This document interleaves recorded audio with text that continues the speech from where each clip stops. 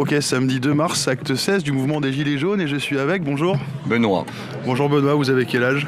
44 ans, bientôt 45. Et vous êtes habillé comment? En tenue militaire. Vous avez quoi comme tenue?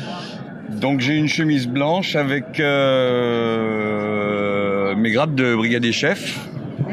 La commémorative, donc évidemment la médaille de la défense nationale. La médaille commémorative de l'ex-Yougoslavie pour l'IFOR, SFOR et KFOR. Et la médaille de l'OTAN. Vous étiez militaire au sein de l'armée française, j'imagine, mais Oui. Vous avez fait autre chose? Enfin, j'entends dire que vous étiez casque bleu il y a 2 minutes. Eh bien, casque bleu, oui, en tant que militaire. Ouais. Au niveau à l'époque, donc dans la transition Jacques Chirac, à la professionnalisation de l'armée, j'ai été un représentant des casques bleus. D'accord. Donc protecteur des droits de l'homme et puis défenseur de la paix. Et vous venez sur le mouvement des Gilets jaunes depuis longtemps? Depuis le départ. Vous êtes de Bordeaux? Je suis né à Bordeaux, je suis de La Motte-Morvel. Je connais pas. Ça se trouve entre Saint-Émilion et Sainte-Foy-la-Grande. D'accord. Et pourquoi vous venez sur le mouvement des Gilets jaunes?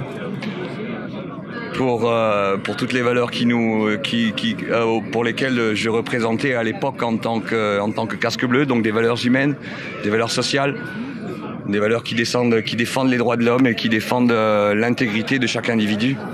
Et vous aimeriez quoi pour la suite du mouvement? Mais que nous puissions tous retrouver cette intégrité, surtout qu'il n'y ait plus de blessés, et puis que l'intelligence règne. L'intelligence et la tolérance de chaque individu. La perfection existe dans l'ensemble et pas dans l'individu. Vous faites quoi maintenant? Aujourd'hui, je suis ouvrier agricole. D'accord. Saisonnier, puisque j'ai fait le choix de vivre sur mon propre terrain dans des conditions précaires, un petit peu en marge de la société. Aujourd'hui, je suis surtout saisonnier dans le monde viticole et dans le monde arboricole, en tant que cueilleur et entretien des arbres fruitiers. Quel regard vous portez sur le mouvement là de maintenant qu'on en est à 16 semaines?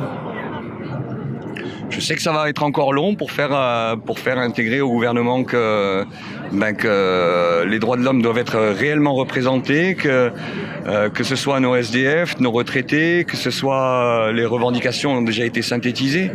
Aujourd'hui, le grand débat national, pour moi, il a été fait uniquement dans le but de financer les européennes et certainement pas, on sait très bien le temps que ça va prendre pour synthétiser les informations et ensuite à l'issue pour pouvoir les donner une réponse. Ça va correspondre pile poil au moment du mois de mai, et donc ça va leur donner un petit peu de crédibilité. Voilà. Des arguments quoi. Des arguments de vente pour pouvoir se présenter aux européennes. Qu'est-ce que vous pensez du RIC? Oui, c'est une bonne chose. C'est une bonne chose. Ça permettrait effectivement réellement à la population d'avoir une capacité de contrôle sur ce qui se passe et puis d'avoir une capacité de contrôle sur les abus éventuels. Disons, vu que vous avez été un ancien militaire, qu'est-ce que vous pensez des violences qu'il y a pu avoir à la fin des mouvements en fin de journée, parfois à Bordeaux ou ailleurs? Je suis profondément choqué. Je suis profondément choqué par ce qu'on appelle des personnes qui sont censées être des gardiens de la paix. Aujourd'hui, on nous parle de force de l'ordre. Il y a une petite déviance du vocable, mais ça permet bien de comprendre qu'on n'est plus là pour assurer la paix, mais pour donner un ordre semi-dictatural. Ils défendent quoi, à votre avis? Qui ça? Les forces de l'ordre? L'ordre. L'ordre qu'on leur donne, qu'il soit illégal ou pas, ils défendent l'ordre qu'on leur donne, ils défendent l'argent, sinon ils ne se cacheraient pas derrière une cagoule pour frapper sur les gens.